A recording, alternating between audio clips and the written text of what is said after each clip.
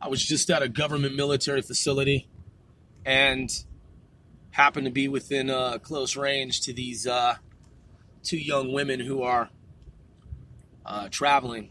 They're working on some projects, and I happen to be relatively speaking within their company, and I don't mean industry-wise. I just mean we were having a very casual conversation, and so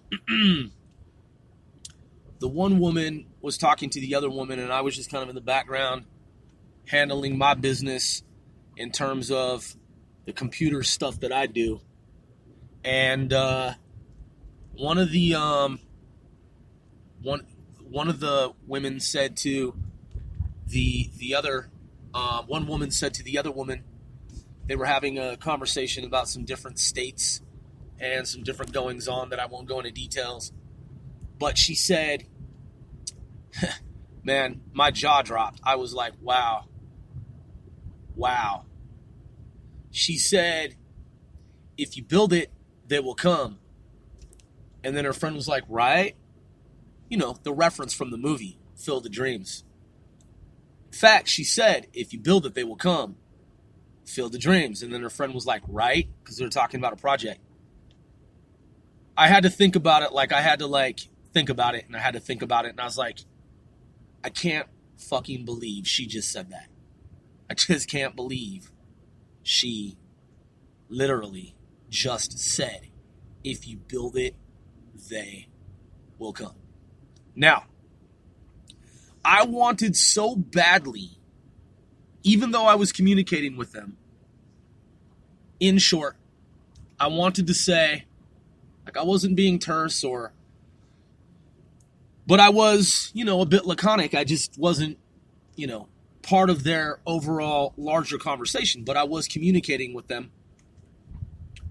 I wanted to say, I'm not trying to eavesdrop, but I could not help but overhear you mention the saying from the movie, Field of Dreams, with Robert Redford.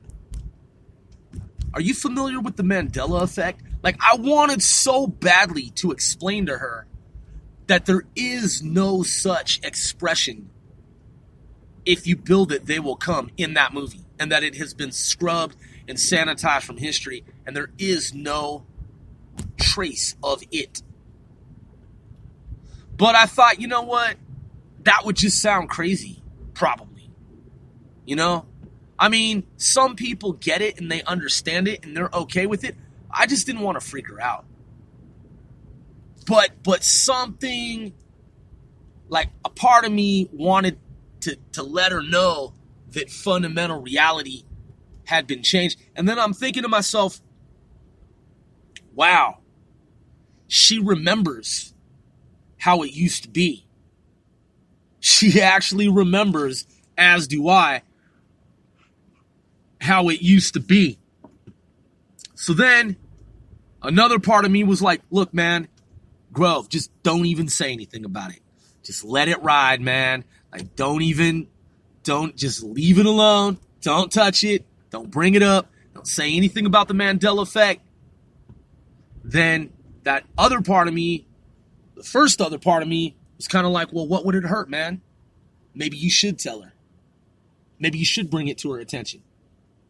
And then I was like, why? What's the point?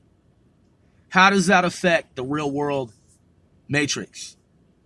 The timeline, butterfly effect. If I provide input into that system, in that I correct her and I apprise her of said micro change in the very fabric of space-time, and she comes to understand and know that what I'm saying is true, she then realizes that what she's been saying is wrong, and that there is this concept of the Mandela effect. Now, I totally get it. I know someone out there is a deep thinker and thinking, well, Grove, maybe she already knows. Maybe she already knows about the Mandela effect. And maybe she chose to use the expression, the saying, the phrase, from the movie as you remember it. If you build it, they will come. Because she knows that it's changed and she prefers the original. I prefer the original. Because if you build it, he will come doesn't even make any sense. And I remember it the way I heard it and half the global population heard it. The bottom line, I didn't bring it to her attention, and I just pretended as if I did not hear what she said. I just let it ride, man. I'm one Sir Grove, OSGOE. This is C4CW casting 495 celebrities worldwide.